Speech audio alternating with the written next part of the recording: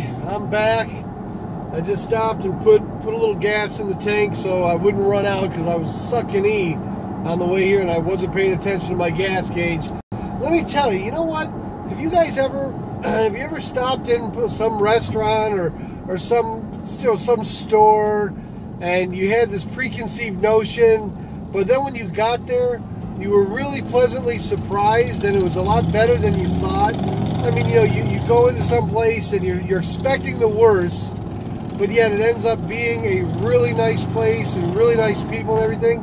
Has that ever happened? Do you guys ever do that? Well, that was not the case with where I was just from. I just left the cesspool of stops. This gas station, this Dodge's gas station, I mean, unbelievable. I mean, it was so nasty inside. It was.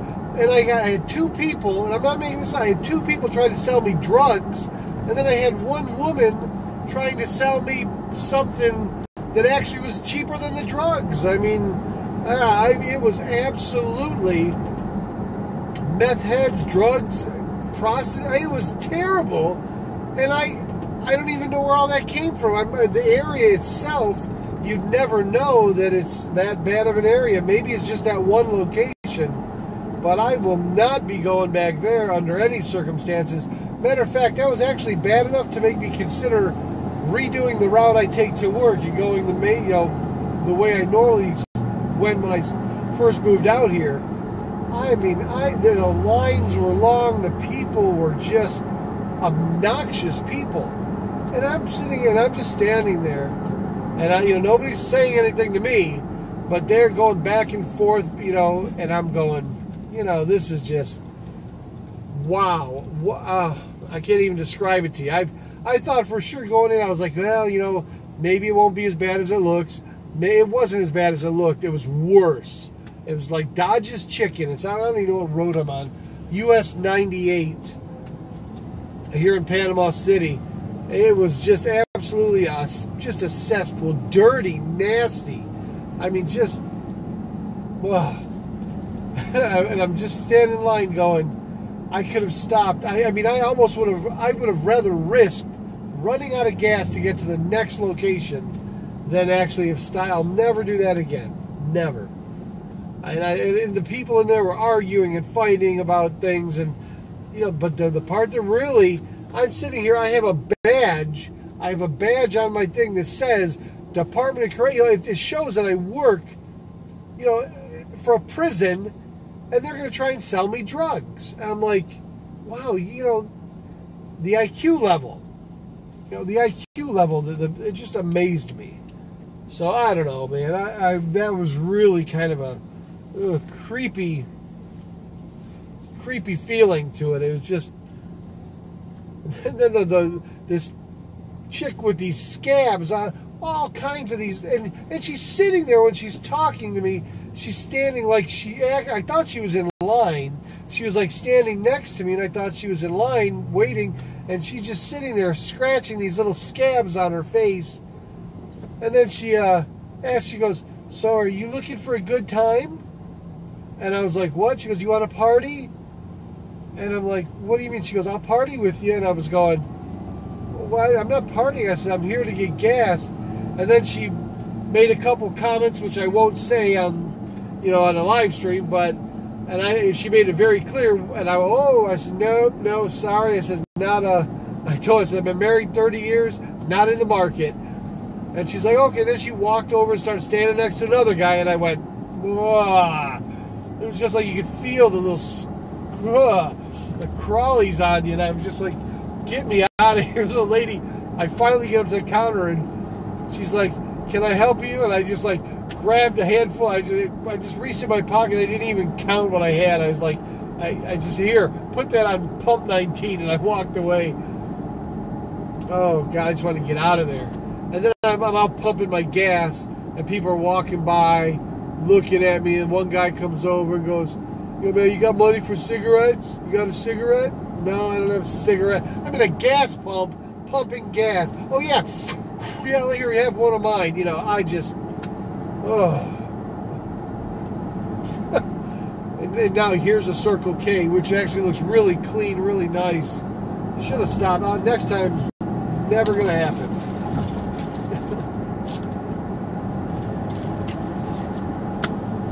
Man. Ugh.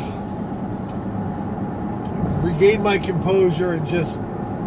Now I'm going to actually go home. I have to take a shower now. I actually feel dirty going in there. I just feel grungy. And I know I'm walking on the floor and I hear my shoes sticking to the floor. Like in a movie theater. You ever go to like a movie theater? It gives me the creeps when I'm going to watch a movie and I start walking and I feel my feet sticking to the floor. There's always that person go, oh no, it's just soda that was spilled. It's just soda on the floor. Yeah, sure it is. You know, whatever. But I was standing there, my feet are just sticking to their floor. And the smell, I don't know what the smell was. I was kind of like trying to breathe through my mouth a little bit. I was going to stop by and get chicken. I'm not even hungry. I'm not even sure if I want to now. Maybe for later I will. But,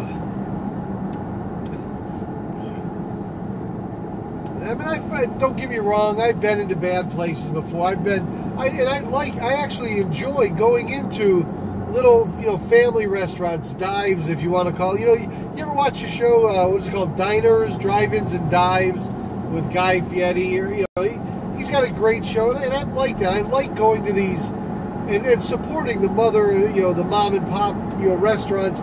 I enjoy it. Now, sometimes I get amazing food, great food. Other times it's not so great, and I go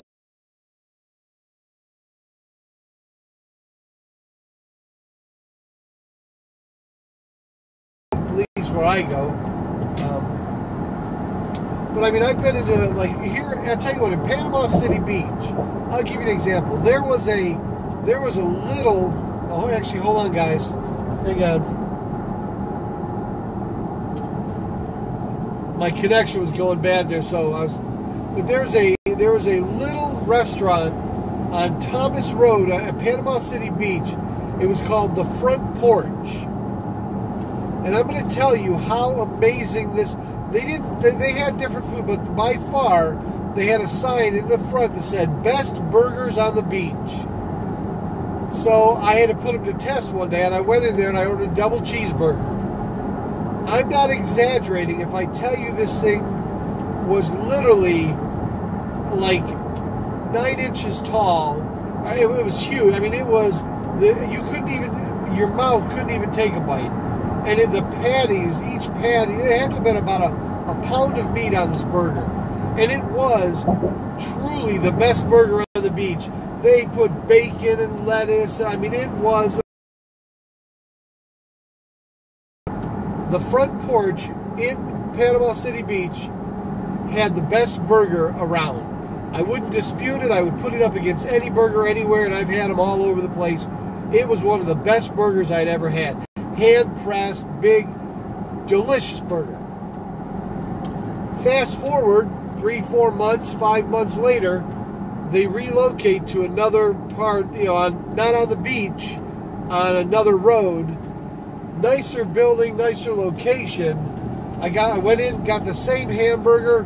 I haven't been back since. I mean, you kind of messed up a good recipe. You had something that was really worth keeping, and they changed it and made it terrible. So, for me, it's like if I go into a mom and pop shop, I want to get the same consistency all the time. Now, there's another place called, my family's from Finland originally, and in Finland they have these things called pasties. They're meat pies. But there's also a place here, I think they're from England, and they have a business called Eat My Pasty. And I went and tried them one day. And, my dad used to make homemade pasty, and my grandmother made homemade pasty. And they say they make it, but nothing like what I'm used to. I'm used to nice big ones that are, full and stuffed. These were smaller and not quite as, not like mom made, not like family made before. But they had a killer fish and chips. I mean, I absolutely go. So now, while their business is eat my pasty, and that's kind of their signature dish, I go for the fish and chips. So I mean, I will repatronize any place if you have good food, good, you know, a good. I mean, I can say if your tables are not all wiped off at the same time because you had a busy rush, I can understand that. But I'll always patronize you if you have a nice, you know, good food, you know, nice staff and everything. I'll definitely go in over and over again. But sometimes, man, this last visit just kind of, and I'm looking at the food that they have. They actually have this glass case full of every type of fried food you can imagine. There is these corn dogs. There's these big potato wedges. There's fried wings, fried chicken sandwich, everything was all these fried foods, and just underneath these heat lamps. And I'm looking at it, and I'm thinking that the chicken. There's chicken that's there that's obviously been there probably since this morning.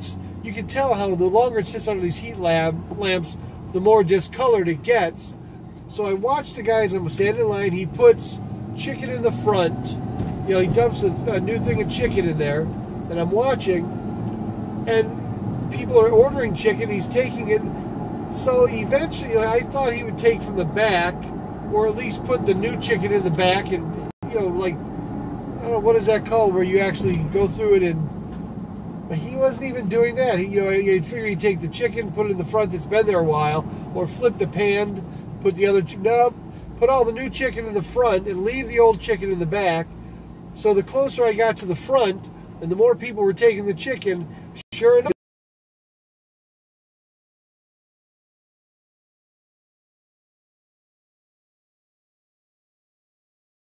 I only own 3 restaurants. I can tell you all about making sure the freshest food, you know, you want to take that fresh food that you've made, and you want to always rotate it. So if you have something that you made 6 hours ago, and it's in your deep freeze, or it's in your freezer, if it's made 6 hours ago, that should be in the front. The stuff you made 3 hours ago should be in the back.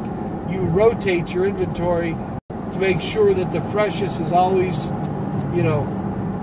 But what do I know? You know, who cares? I digress, I rant, I rave, what can I say? So anyway, I'm coming up to the store in a little while. I'm going to go ahead and grab some chicken. I'll keep it for later.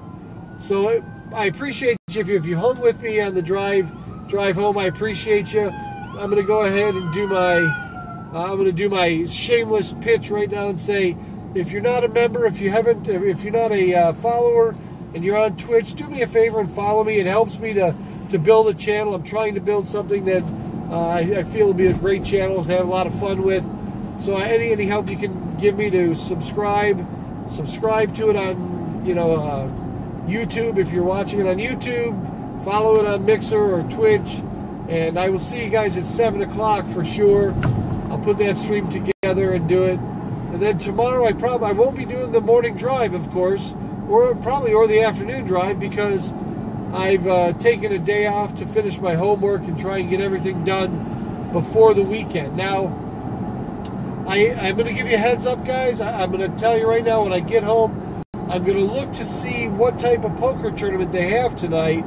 And if they have a decent one that might, you know, I might actually go do that. And I'll tell you why. When I win these poker tournaments, you know, like I was telling you earlier, any money that you donate on my channel, if you come and you like what I'm doing, you think I'm putting together a good show, you're enjoying it, or you just want to, you know, kick me some bits for the effort of trying it, I take all the bits, all the donations that you guys give me. If you give me tips, $2, $1, all of that goes onto the PayPal card, and that's what I use to go out on the weekends.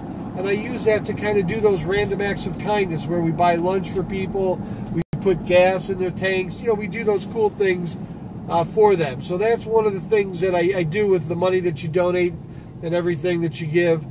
And I will also do that with the money that I win. If I win, you know, during these tournaments, I will take whatever my winnings are, and I also put them towards doing these type of things, because that's kind of what the fun was this weekend, was actually being able to do a lot of fun things that I normally couldn't do. So do me a favor, subscribe, follow, try and de-virginize me as soon as you can on Twitch, and maybe donate some bits, or give me a tip if I'm doing an okay job. I appreciate that. As I said, I can't sing or dance. I'm not that talented, but I'm at least trying to do a good stream for you guys, and it'll come with time. And I appreciate everything you guys do to keep me on track. And I do appreciate your suggestions. I did find out, you guys let me know last night, that the follow was disabled on my Twitch, which means, or no, the follow was meaning the follow me, something was enabled where you couldn't chat with me, because if you weren't a follower, you couldn't chat. So I finally fixed that, and I have to thank you for that. And anyway, I will talk to you guys soon. I'll try and do the stream tonight if I don't go to a tournament. So we'll see you in just a little bit. See you at around 7 o'clock. Have a